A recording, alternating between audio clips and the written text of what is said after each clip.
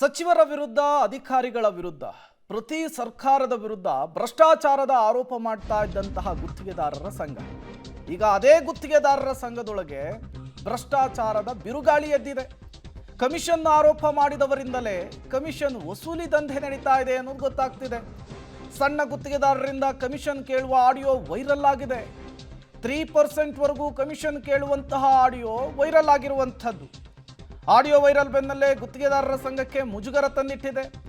ಗುತ್ತಿಗೆದಾರರ ಸಂಘದ ನಿರ್ದೇಶಕ ಮಂಡಳಿ ಗೌರವಾಧ್ಯಕ್ಷ ಜಗನ್ನಾಥ್ ಜಿ ಶಿವಾಜಿ, ನಿರ್ದೇಶಕ HR ಚಿಂಚಳಿ ಸಸ್ಪೆಂಡ್ ಆಗಿದ್ದಾರೆ ಅನ್ನೋದು ಗೊತ್ತಾಗ್ತಾ ಇದೆ. ಪ್ರತಿ ಬಾರಿಯೂ ಕೂಡ ಭ್ರಷ್ಟಾಚಾರದ ವಿಚಾರಕ್ಕೆ, ಕಮಿಷನ್ ವಿಚಾರಕ್ಕೆ ಸದ್ದು ಮತ್ತು ಸುದ್ದಿಯಲ್ಲಿರ್ತಿದ್ದು ಇದೇ ಗುತ್ತಿಗೆದಾರರ ಸಂಘ. ಪ್ರಧಾನಿ ನರೇಂದ್ರ ಮೋದಿ ಅವರಿಗೆ ಪತ್ರ ಬರೀತಿದ್ರು, ರಾಹುಲ್ ಗಾಂಧಿಗೆ ಪತ್ರ ಬರೀತಿದ್ರು, ನಿಮ್ಮ ಪಕ್ಷದವರು ಈ ರೀತಿ ಡಿಮ್ಯಾಂಡ್ ಮಾಡ್ತಿದ್ದಾರೆ ಅನ್ನುವಂತಹ ಆರೋಪವನ್ನು ಮಾಡಿದರು. ಸರ್ಕಾರವನ್ನು ಕೂಡ ಇಕ್ಕಟ್ಟಿಗೆ ಸಿಲುಕಿಸುವಂತಹ ಕೆಲಸ ಇದೇ ಗುತ್ತಿಗೆದಾರರ ಸಂಘದಿಂದ ಆಗ್ತಾ ಇತ್ತು. ಈಗ ಇದೇ ಗುತ್ತಿಗೆದಾರರ ಸಂಘದಲ್ಲಿ ಭ್ರಷ್ಟಾಚಾರದ ಬಿರುಗಾಳಿ ಎದ್ದಿದೆ. ಅದಕ್ಕಿಬ್ಬರ ತಲೆದಂಡ ಆಗಿದೆ. ಬೀಸೋ ದೊಣ್ಣೆಯಿಂದ ತಪ್ಪಿಸಿಕೊಳ್ಳೋದಕ್ಕೆ ಗುತ್ತಿಗೆದಾರರ ಸಂಘ ಮುಂದಾಗಿರೋದು ಸ್ಪಷ್ಟವಾಗಿ ಗೊತ್ತಾಗ್ತಾ ಇದೆ. ಬಟ್ ಈಗಿರುವಂತಹ ಪ್ರಶ್ನೆ, ಸರ್ಕಾರದ ಮೇಲೆ, ಸಚಿವರುಗಳ ಮೇಲೆ, ಅಧಿಕಾರಿಗಳ ಮೇಲೆ ಭ್ರಷ್ಟಾಚಾರದ ಆರೋಪ ಮಾಡ್ತಾ ಇದ್ದಂತಹ ಗುತ್ತಿಗೆದಾರರ ಸಂಘ ಮುಂದೇನು ಮಾಡುತ್ತೆ, ತಮ್ಮ ಮೇಲೆ ಬಂದಿರುವಂತಹ ಈ ವಿಚಾರವನ್ನು ಹೇಗೆ ಸರಿ ಮಾಡಿಕೊಳ್ಳುತ್ತೆ ಅನ್ನೋದನ್ನು ಕಾದು ನೋಡಬೇಕಿದೆ. ಹಿಡ್ಕೊಂಡು ಹೋಗುತ್ತೆ ಹೇಳಿದ್ರೆ ಅವ್ರಿಗೆ ಏನೇನು ನಾವು ಹೊರಗಡೆ ಅವರಲ್ಲಿ ಅಲ್ಲಲ್ರಿ. ಈಗ ನಾ ಏನತ್ತೀನಿ, ಈಗ 14 ಮತ್ತೆ ಇದನ್ನ ಕಮ್ಮಿ ಮಾಡ್ರಿ ಅಲ್ಲ, ಪರ್ಸೆಂಟೇಜ್ ಕಮ್ಮಿ ಮಾಡ್ರಿ ಅಲ್ಲಲ್ರಿ. ಇದು ಇದ್ರಾಗ ಕಮ್ಮಿ ಮಾಡ್ರಿ ಒಂದ್ಸಲ. ನನಗೆ ಹೆವಿ ಅದ್ರಿ ಅಲ್ಲಿ ಇಲ್ಲಿ ಕೇಳ್ರಿ. ಈಗ ನಮ್ದು ಜರ ನೋಡ್ರಿ ಜರ ಏನಂತ ಅಲ್ಲ, ನಮ್ದು ಒಂದು ಜರ ಈಗ ಕಾಂಟ್ರಾಕ್ಟರ್ ಆಗಿ ನೋಡ್ರಿ ನೀವು.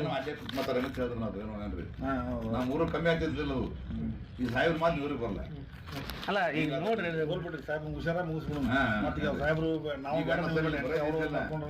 ಕಮ್ಮಿ ಮಾತಾಡ್ತಿಲ್ಲ ಹೊಟ್ಟೆ ಈಗ ಅರ್ಧ ಕಮ್ಮಿ ಆಯ್ತು ನನಗೀಗ. ಈಗ ನಮ್ದು ಮುಗಿಸ್ರಿ ಕಾಕಾರ.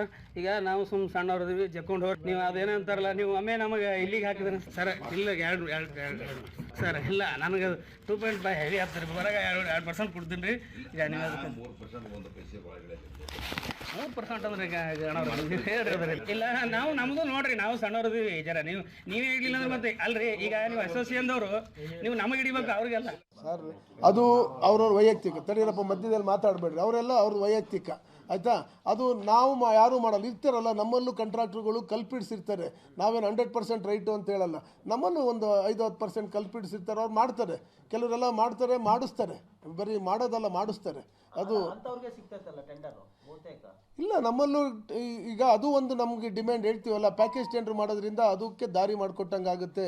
ಅದಕ್ಕೋಸ್ಕರನೇ ಪ್ಯಾಕೇಜ್ ಟೆಂಡರ್ ಮಾಡಬಾರ್ದು ಅನ್ನೋದೇ ನಾವು ಮಾನ್ಯ ಮುಖ್ಯಮಂತ್ರಿಗಳಿಗೆ ಮನವಿ ಮಾಡ್ಕೊಡ್ತಿದ್ದೀವಿ. ಸರ್, ನೀವು ತನಿಖೆ ಮಾಡಿಬಿಟ್ರೆ ನಮ್ಮ ಟೆಂಡರ್ಗಳು, ಟೆಂಡರ್ ಫಾರ್ಮಾಲಿಟೀಸು, ನಮ್ಮ ನೋಟಿಫಿಕೇಷನ್ ತನಿಖೆ ಮಾಡಿಬಿಟ್ರೆ ಆಯಾ ಇಲಾಖೆಗಳಲ್ಲಿ ಆ ತನಿಖೆ ಮಾಡಿದಾಗಲೇ ನಿಮಗೆ ಗೊತ್ತಾಗುತ್ತೆ ಯಾರನ್ನ ಎಷ್ಟು ಜನ ಟೆಂಡರ್ ಹಾಕಿದ್ರು, ನೋಟಿಫಿಕೇಷನಲ್ಲಿ ಎಷ್ಟು ಜನ ಕ್ವಾಲಿಫೈಡ್ ಆಗಿದ್ರು, ಎಷ್ಟು ಜನ ಫೈನಾನ್ಷಿಯಲ್ ಟೆಕ್ನಿಕಲ್ ಬಿಡ್ಡಲ್ಲಿ ಹೋದ್ರು, ಎಷ್ಟು ಜನ ಫೈನಾನ್ಷಿಯಲ್ ಬಿಡ್ಡಲ್ಲಿ ಹೋದ್ರು ಅಂತಂದೇಳಿ ತಮಗೆ ಗೊತ್ತಾಗುತ್ತದು.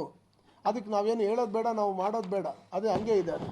ಎಸ್ ಅದು ನಿಮ್ದು ಒಪ್ಕೊತೀನಿ, ಅದು ಮಾಡ್ಕೊತಾರೆ. ಅದಕ್ಕೆ ನಾವು 100 ಪುಟಗಳ ಲೆಟ್ರ್ ಬರೆದಿದ್ದೀವಿ ಚೀಫ್ ಸೆಕ್ರೆಟರಿ ಅವ್ರಿಗೆ. 100 ಪುಟಗಳ ಲೆಟ್ರ್ ಬರೆದ್ಬಿಟ್ಟು ಅವ್ರಿಗೆ ತಿಳಿಸಿದ್ವಿ ನಾವು. ನೋಡಿ, ಹಿಂಗೆ ಇಷ್ಟಿಷ್ಟು ಲೆಟ್ರ್ ಬರೆದ್ರು ಕೂಡ ಅದೇನು ಆಗ್ತಾ ಇಲ್ಲ. ನೀವು ದಯವಿಟ್ಟು ಒಂದು ಮೀಟಿಂಗ್ ಕರೀರಿ, ಮನೆ ಮುಖ್ಯಮಂತ್ರಿಗಳು, ಸಚಿವರು ಮತ್ತು ಸರ್ಕಾರಿ ಮಟ್ಟದಲ್ಲಿ ಅಫಿಷಿಯಲ್ ಮೀಟಿಂಗ್ ಕರೀರಿ ಅಂತ ನಮ್ಮ ಡಿಮ್ಯಾಂಡ್ ಅದೇ ಇರೋದು. ದುಡ್ಡಿಂದು ನಾವು ಕೇಳ್ತಾ ಇಲ್ಲ. ದುಡ್ಡಿಂದು ಎರಡನೇದು. ಮೊದಲನೇದು ನಮ್ಮ ಒಂದು ಅಫಿಷಿಯಲ್ ಮೀಟಿಂಗ್ ಮನೆ ಮುಖ್ಯಮಂತ್ರಿಗಳು